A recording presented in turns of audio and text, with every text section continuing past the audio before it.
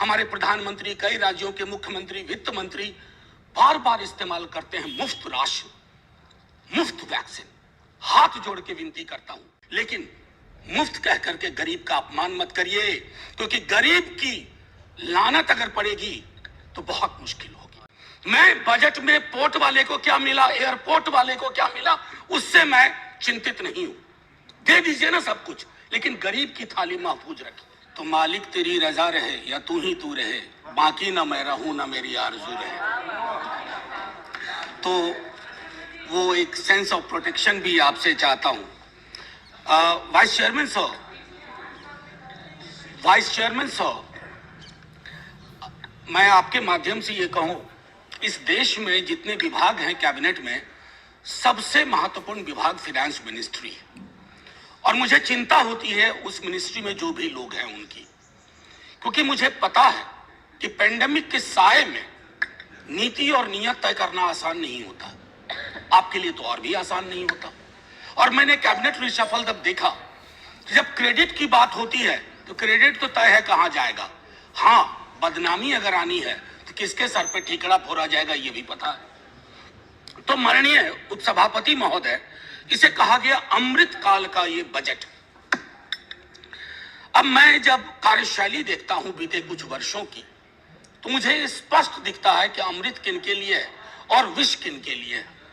अमृत मित्रों के लिए है सर, पर्याप्त मात्रा में, इतना अमृत पी लेंगे कि पेट और फूल जाएगा उनका। लेकिन विष एक महती जनता को, एक विशाल जनता के हिस्से में विष के अलावा कुछ नहीं आ रहा है। माननीय सभापति महोदय, मैं शुरू करूंगा डिफेंस को लेकर के एलोकेशन पर। मेरे दोस्त सुजीत ने अभी बात की। मैं सिर्फ इतना कहूंगा, कहीं एलोकेशन में रिक्रूटमेंट का हिस्सा क्या होता है, क्या वो आपके जहन में है भी या नहीं, या आपने तय कर लिया है कि रोजगार विहीन ही सब कुछ होगा। 70 वर्षों से एक डिमांड चल रही है, अभी भी गुरुग्राम में लोग बैठे हुए हैं, अहीर रेजिमेंट की डिमांड की। एक गौरवशाली इतिहास रहा है, आपके जहन में नहीं पड़ता, ना पड़े, वोट की चोट बहुत सिखा देती है। मैं सिर्फ इतना कह करके अगले बिंदु पे आऊंगा। So I am deliberately avoiding macro issues, I could have dealt with that. Poor health of economy, bug on fiscal deficit, regressive taxation और के शेप्ड रिकवरी। अब ये मैं बीते कुछ वर्षों से वी शेप, के शेप, तो मैंने थोड़ा रिसर्च किया। सर एक जेड शेप रिकवरी भी होती है। जेड शेप रिकवरी यानी के 15वें अल्फाबेट के 15वें अल्फाबेट के रूप में आता है, जिस जेड शेप रिकवरी में खतरा होता है कि आप पुनः रिसेशन में जा सकते हैं। आप ज्यादा अर्थशास्त्र समझते हैं, यहां से चिदम्बरम साहब और कपिल सिब्बल जी बोले, फाइनेंस मिनिस्टर साहब हैं, आप लोग ज्यादा समझते हैं। हमारे लिए तो अर्थशास्त्र सर गरीब और निम्न आय वर्ग की थाली है। मैं तो उसकी साइज देखता हूं सर। मैं बजट में पोर्ट वाले को क्या मिला, एयरपोर्ट वाले को क्या मिला, उससे मैं चिंतित नहीं हूं। दे दीजिए ना सब कुछ, लेकिन गरीब की थाली महफूज रखिए। गरीब की थाली छोटी होती जा रही है, नौकरियां नहीं मिल रही हैं। अभी रेलवे वाले विजुअल्स आप सबने देखे होंगे माननीय उपसभापति महोदय। मैं खास तौर पे कहूं, एजुकेशन और हेल्थ में जो आपका एलोकेशन है, अलॉटमेंट है, उसमें फिर से एक बार वही रोजगार सृजन की कोई चर्चा नहीं। There is no vision at all. आपने एक आंकड़ा दिया 60 लाख 5 वर्षों में। अरे लेबर फोर्स में एंट्री के लिए तैयार लोगों की आपको फेहरिस्त की जानकारी है? करोड़ों करोड़ दस्तक दे रहे हैं, आपने दरवाजे बंद करके रख दिए। और चूंकि आपने दरवाजे बंद करके रख दिए तो वो आपको वो विजुअल्स देखने पड़ रहे हैं। माननीय मंत्री महोदय हैं, आपके माध्यम से कहूं, सर फौरी तौर पर एक रोजगार कैलेंडर पर काम करिए। सालाना हर विभाग, हर क्षेत्र, हर निकाय, वहां से निकाल के रखिए कितनी वैकेंसी है और कब भरेंगे, क्योंकि जब आप उन वैकेंसीज को नहीं भरेंगे, सब्र का प्याला बढ़ता जा रहा है। माननीय उपसभापति महोदय, सदन में पहले भी मैंने कहा, हमारे प्रधानमंत्री, कई राज्यों के मुख्यमंत्री, वित्त मंत्री बार बार इस्तेमाल करते हैं मुफ्त राशन, मुफ्त वैक्सीन।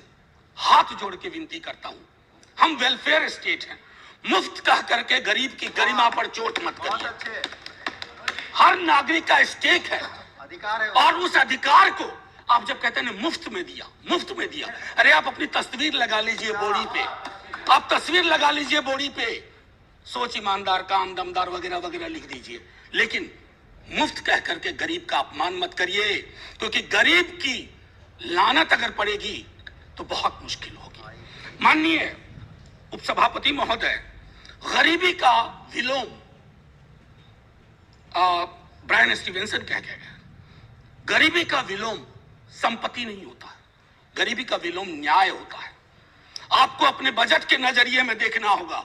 मैं तीसरी बार बजट में बोल रहा हूं सर, तीसरी बार इस सदन में, आर्टिकल 39 क्लॉज सी एक बार पढ़िए और मूल्यांकन करिए that the operation of the economic system does not result in the concentration of wealth and means of production to the common detriment. Read the Oxfam report. Sir थोड़ा indulgence, थोड़ा सा sir, मैं बस थोड़ा ज्यादा वक्त नहीं लूंगा, बस वाइंड अप ही कर रहा हूं सर। दूसरी चीज, बस मैं ये कह रहा हूं, तीसरी बार ये दिखा रहा हूं आर्टिकल 39।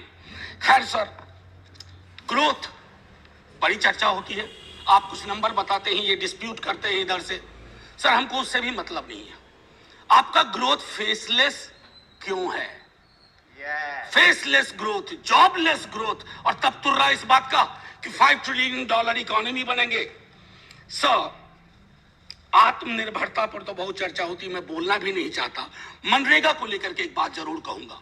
कल सुशील मोदी जी सदन में बोल रहे थे कि आंकड़े में गलती की इन्होंने, रिवाइज एस्टीमेट को, बजट एस्टीमेट को, रिवाइज एस्टीमेट को। मैं अग्री करता हूं सर आपसे, मैं उसमें नहीं जाना चाहता हूं, लेकिन जब रिवाइज एस्टीमेट के आंकड़ा आपके पास था और पैंडेमिक ने डिसरप्शन कर दिया था, आपने उस आंकड़े को क्यों नहीं देखा? आपने उस आंकड़े को क्यों खारिज कर दिया? और मैं आपको बताऊं सर, उस आंकड़े से संबंधित मनरेगा में मांगने पर भी काम ना मिलने में बिहार, गुजरात और मध्य प्रदेश सबसे ऊपर है सर। ये शर्म का विषय होना चाहिए, सदन के लिए सामूहिक शर्म का विषय होना चाहिए, पीठ ठोकने की बात नहीं है सर। बस सर मैं एक आध मिनट लूंगा, उससे ज्यादा नहीं। और सर हर साल काम ना मिलने का औसत ये बढ़ता जा रहा है, और प्री पैंडेमिक 18-19 से लेकर के मैसेज डाल दिए सर। एक अभी हाल में एक किताब पढ़ी सर, बड़ी अच्छी किताब है, आपको दूंगा, मृणाल पांडे जी ने लिखी है, माया न घुमायो। सर उसमें एक व्यक्ति कोरोना के काल में बहुत परेशान होकर के, उनको गांव से निकाल दिया, तो वो पहुंचा एक कुएं के पास, तो कुएं में पड़ियां थी। उन्होंने कहा मैं 2 शंख दे रही हूं, एक है करामाती शंख जो मालिक को मनचाही चीजें देता है, एक है डपोर शंख जो लच्छेदार बोली बोलता है, बहुत देने का शोर मचाता है पर वादे कभी पूरे नहीं करता।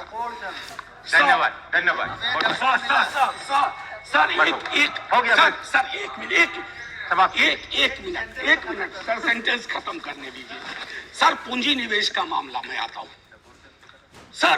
पूंजी निवेश, मेरे मित्र पूंजीपति कोई नहीं है, पूंजी से बहुत ताल्लुक नहीं है, लेकिन मैं जानता हूं कि निवेश के लिए माहौल क्या होना चाहिए सर। जहां फातिहा के लिए उठे हाथ पर कंट्रोवर्सी हो जाए, जहां वस्त्र, कपड़े पे, रहन सहन, खान पान पे, आप उस देश में सर कोई निवेश करने से पहले हिचकेगा सर। 30 सेकंड सर, आप तो जय हिंद बोलने का, आप शुरू में ही एक शेर आपके लिए सुनाया था, एक और सुनाऊंगा आपको। बस सर, रिहैबिलिटेशन अब नहीं है, बस आखिरी सर, टाइप नहीं है, सैनिटेशन वर्कर्स को खत्म करना है। 30 आज debate has to be completed today. Sir 30 second sir, sanitation workers मुझे माफ नहीं करेंगे।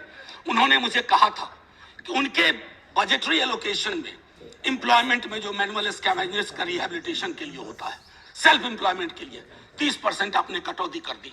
मैं अभी बोल रहा हूं तो कोई न कोई मैनुअल स्कैवेंजर किसी सीवर में अपनी सांसें आखिरी ले रहा होगा सर। इसलिए मैं कहता हूं, तेरे वादे पर जिए हम, ये जाने जाने सर, ये आपके लिए है। तेरे वादे पर जिए हम, तो ये जान झूठ जाना कि खुशी से मर न जाते तो एतबार, अगर एतबार होता